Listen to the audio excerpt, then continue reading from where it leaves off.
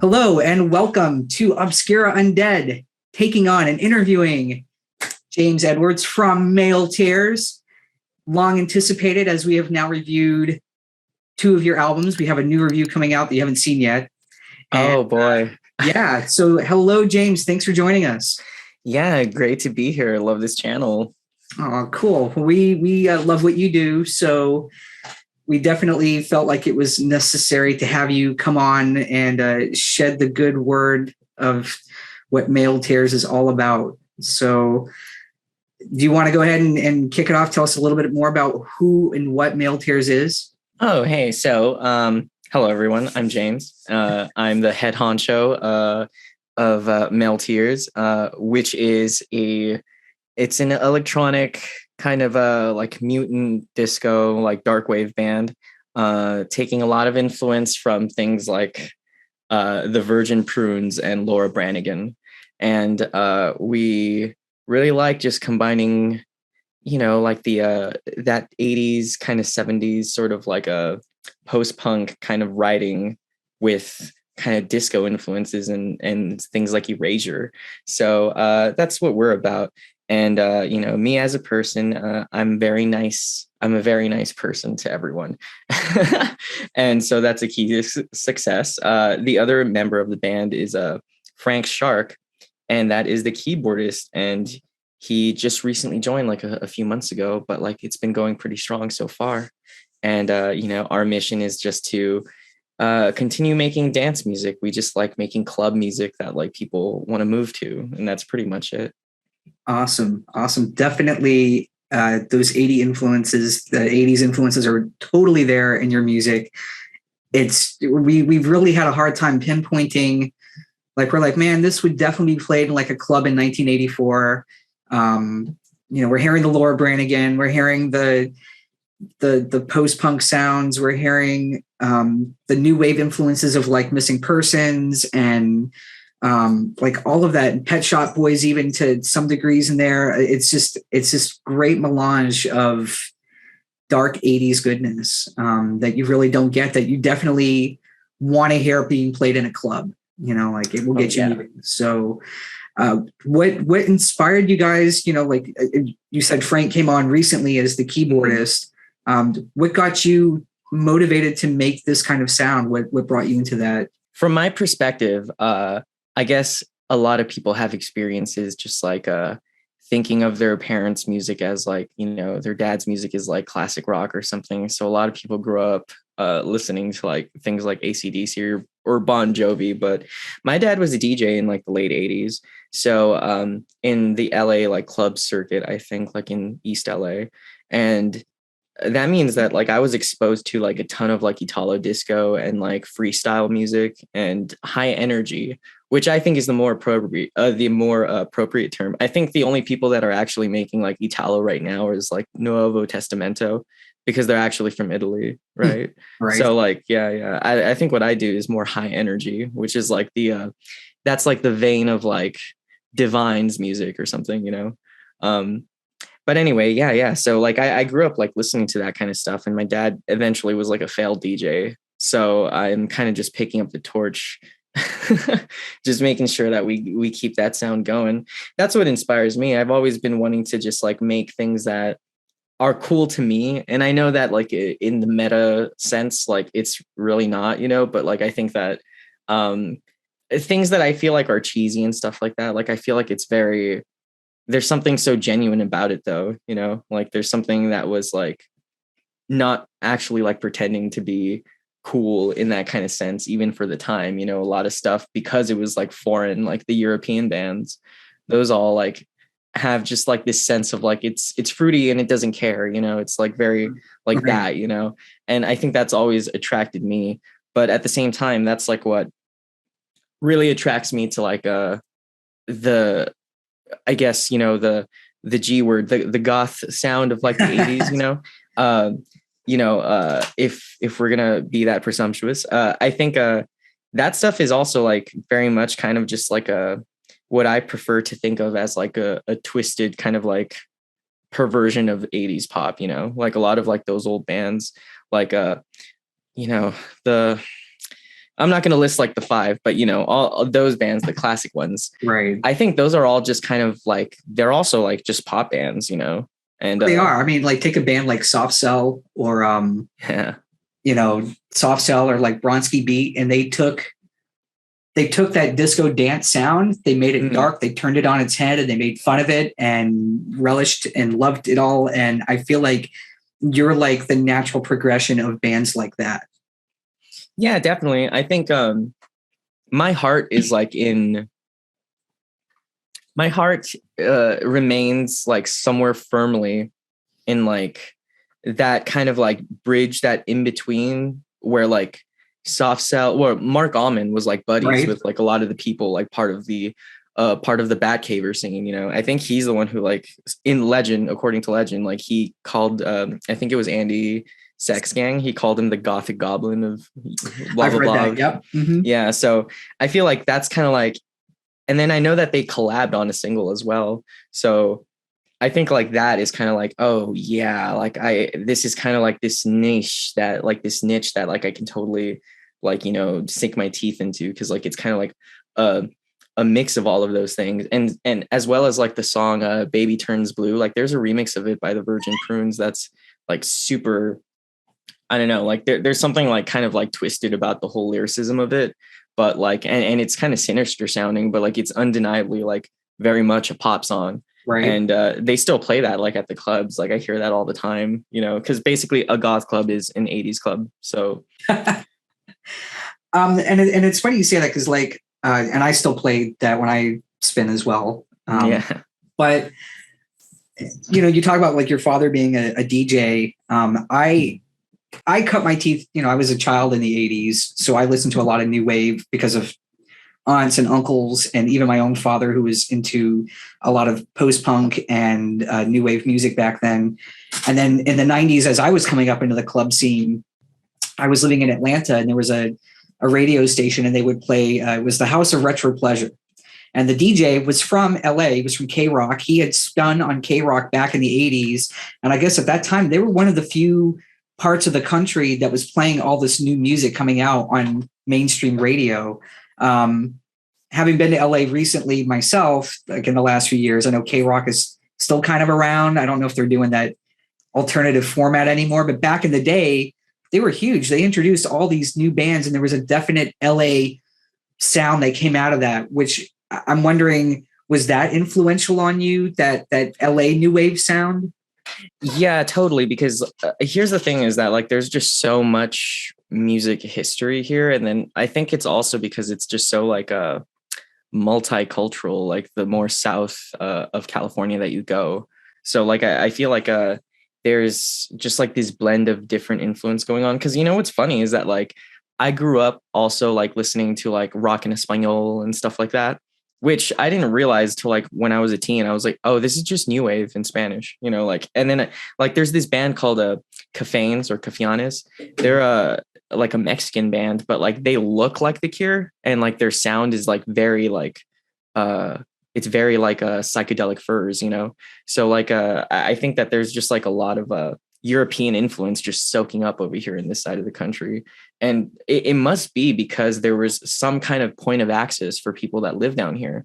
Because as far as I can tell, based on a lot of the books that I've been reading, like it's not like it was that accessible to find like Euro bands in like record stores when like the radio is dominated by like, you know, rock, right? Like, Right. so I'm wondering like, how did you get a hold of that? But it could just be that there was like a huge bootleg culture in like Mexico and stuff. So like there was like a lot of like CDs that I remember that it was kind of like the cover of it was like OMD's album Architecture and Morality, but like it had a bunch of songs from like Bronski Beat and like Duran Duran on it. So I was like, what is this? But so there was like stuff like that. And I mean, like I wasn't there either. Like I was born in 93. So like I don't have nostalgia for the 80s really. Like it's more of just like this is just it's a genre on its own, you know, because I'm so removed from it all, you know. It was not current when I was like growing up. That was like road trip music, you know. So like I feel like there's just something I don't know, like I just like my heart's in it, you know. Like I really think that like it's just so relatable for some reason. Like I just feel like I understand it. And like it doesn't matter what kind of music it really is like from that time period, as long as it's like alternative. Like I'm not gonna like scoff at someone playing a, you know, a Susie record. I'm not huge into Susie. That's why. See, I love Susie, but it's okay. Yeah, I'm not disparaging her or anything. It's just like not my taste. Like I'm much more into something like Cocteau Twins. You know, I love them. Like the more ethereal. I do. Yeah, yeah.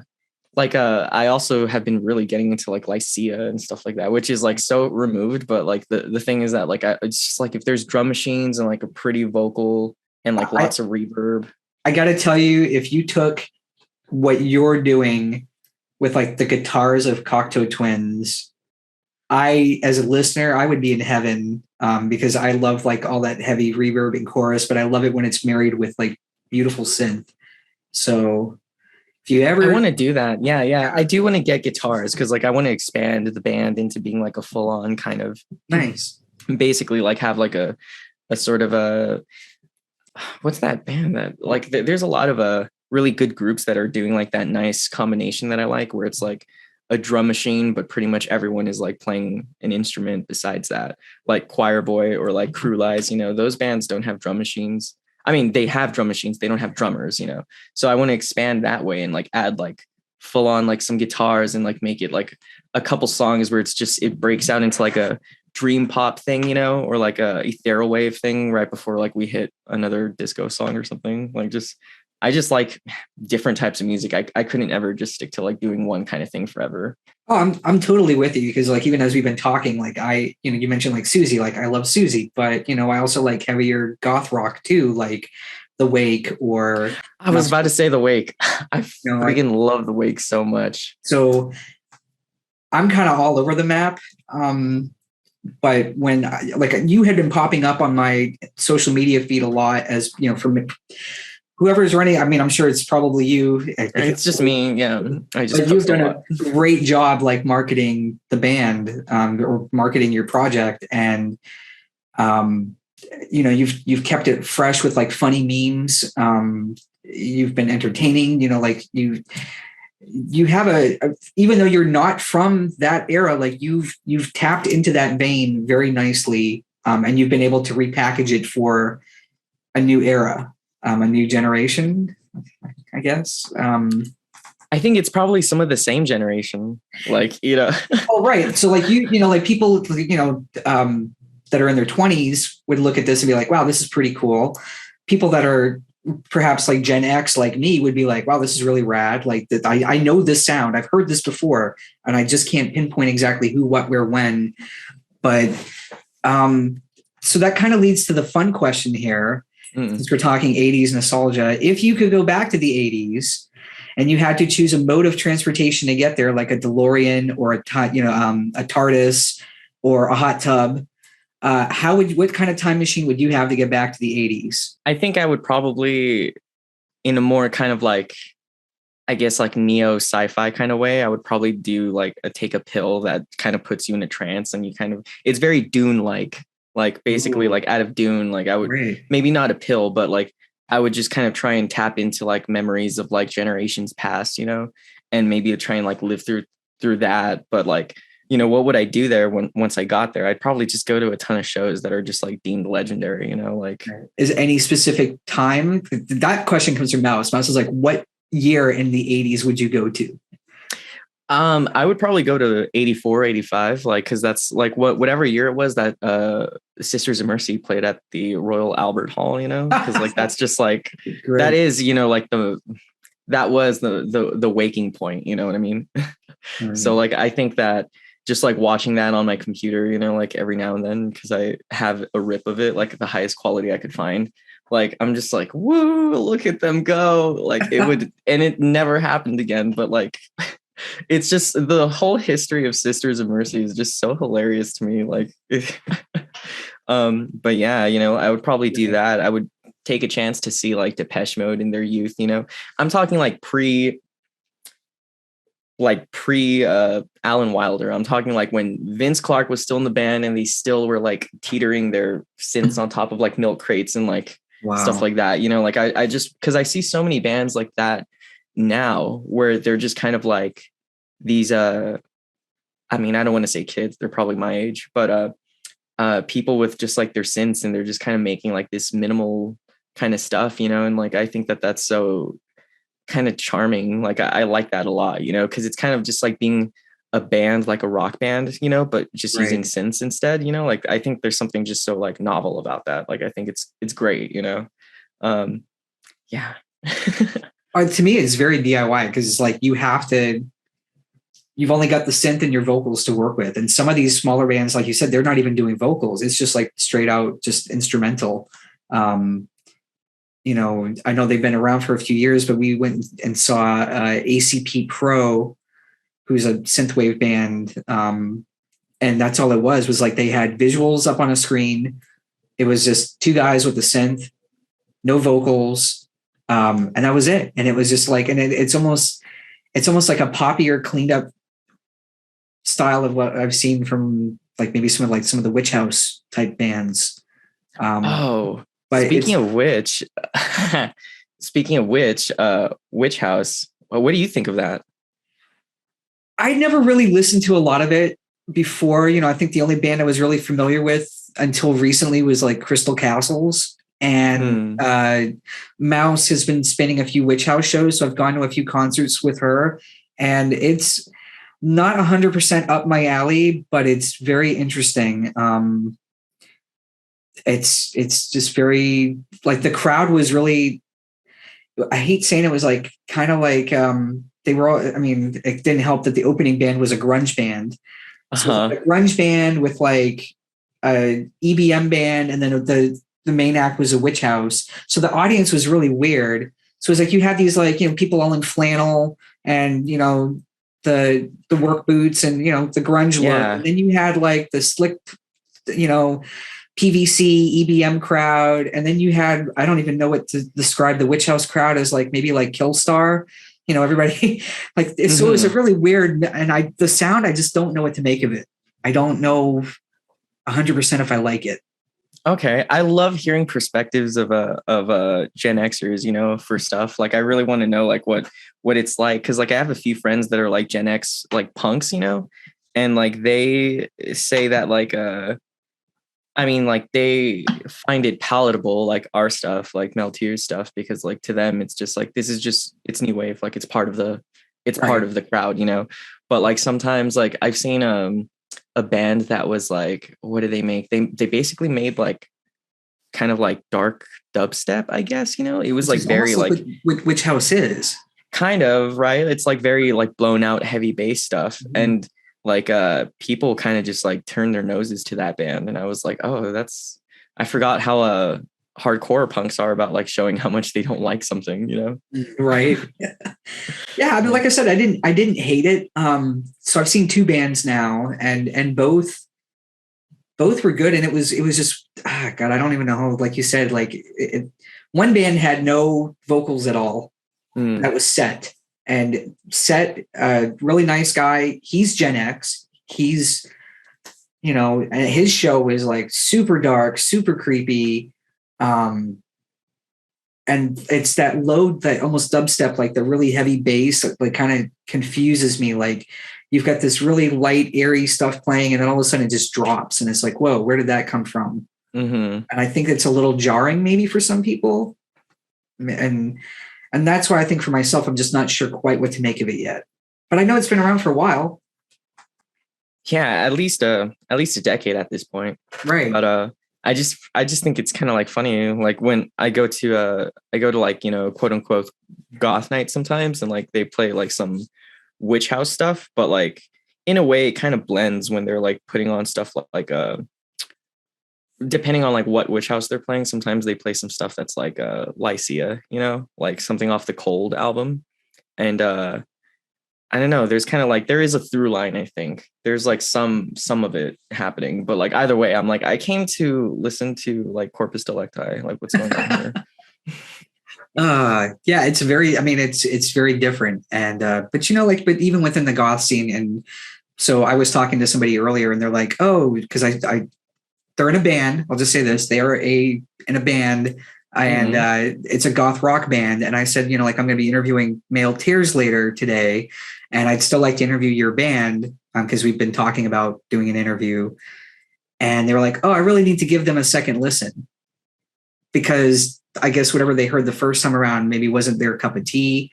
But like they kind of like passed you guys up, and I was and so again it goes back to them being a goth rock band, that compartmentalized thing that you get within the scene of like, I only listen to death rock and I only listen to dark wave or cold wave.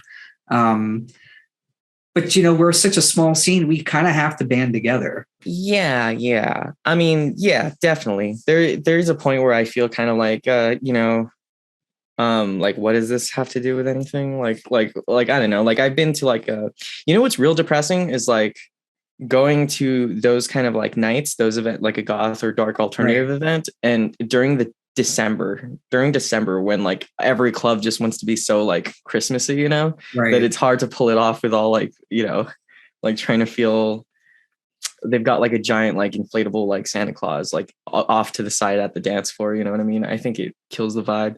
But also like sometimes I've heard stuff that was like, I'm just straight up like, why are you guys playing this? Like there was like a song that I think it's from the band Orgy, you know? Mhm. It was Right. like new metal-y kind of, or just like alternative, but like I don't know, like there's some times where I'm just like, we don't have to please everyone that Everybody. comes through the door, you know what I mean? I do. Like our local club here in Tampa, the Castle, like there's been nights where they're playing like Limp Bizkit or yeah, right. You're like, what? What? Like they'll still play Manson or bands that To just this day? to this day. Yes. Yeah, Oh. yeah. And we get a very diverse mix of people that come in. We get a lot of street people that are not part of the scene that just kind of want to come and gawk at the us weirdos. And Hmm. so I feel like they play that to appease the crowd and to try to make it as diverse as possible. Like finding a pure goth night is almost near impossible, at least here in Florida. Um, Hmm. Yeah, that's Florida. Like that does sound like a Florida thing. Like I really want to go eventually just because, just to like play out there. And also to meet like a lot of the bands that live out there in Florida, because there's a few yeah. of them. I know that a Starry Night is coming out like in February, and I think I'm supposed to open for them. So So I have a here, lot of I yeah, have a lot of questions for Michael. Like he's a Michael's cool a guy. really nice guy. I'm going to be spinning a show down in West Palm Beach for them in January, and really nice. They're enjoy. He's a really nice guy. The whole band is nice. They're a good group, so they're very friendly. But that kind of leads to the next question: is what are you looking at for touring? Like, are you going to stay in the LA area? Are you looking to do any West Coast touring? Maybe. I think what we're gonna do at this point is just focus more on like I put out like an announcement on my Instagram story a couple weeks ago that we're playing no more than one show like a month. Okay. If we get something that month, like we're kind of limiting like how much we're gonna play and kind of refocusing on like the content, um, and like making sure that like we just kind of keep making material. Like I know that like an album just came out, but like I don't know, like it's just kind of not in me to like just not write for months, you know what I mean? Like I have to like continue to progress and like continue to make some more stuff. So that'll happen. I don't know about touring, but I know that like we definitely want to have like a one night in this state, kind of thing, So we might just like fly out to like Portland to do a show and then like come back within a couple days, and like stuff like that, just because like just the way that the world is at the moment, with like the Mhm. it's with the panini around, it's like I'm kind of just a little sketched out about like just like how other states are handling certain things like that. Down in like Los Angeles, for instance, depending on where you go, the place will either insist that you have a mask on at all times, or it might be down to like, they just not ask for any kind of like vax info at all, so it's a little bit of a toss up here. I wonder how it is in other states, but we definitely do want to leave California to like play here and there. But at the moment, like it just kind of just doesn't feel like a whole lot of incentive because like just because of our location, it seems like all the huge bands kind of come here anyway. and like we end up opening for them. Like I think, oh, actually, never mind. I was gonna say Crew Lies, but I forget that they're like just up north. They're in San Francisco or Sacramento area. So we're gonna be opening for them in January, which is great because I'm just like opening for all these bands that I really, really want, like, you know, like I like them a Right. lot, you know? So like it's been great. And like just like the different mix of music that's coming out right now, like I'm just like, wow, like everyone is like super exciting. And I feel like this is totally like where I feel like we belong, you know? Um, it's been kind of like a thing that's been coming for a long time. I was pretty much like a lurker for like the last 15 years. Like I was just like listening to like my classic 80s like new wave stuff like since high school. And just recently I've been kind of like, I think it's time, like I'm like writing music, like I think I should put myself out there, and like immediately started meeting like all these different other bands, and like I had no idea that people were still kind of making this sort of sound because I just didn't look for it. Like I was just very stuck in like this time capsule of like 79 to 89. And I'm just like, wow, there's like so much good stuff happening right now. Like all these bands that I can totally relate to. So like it's exciting, you know, like what a time to be alive and alternative.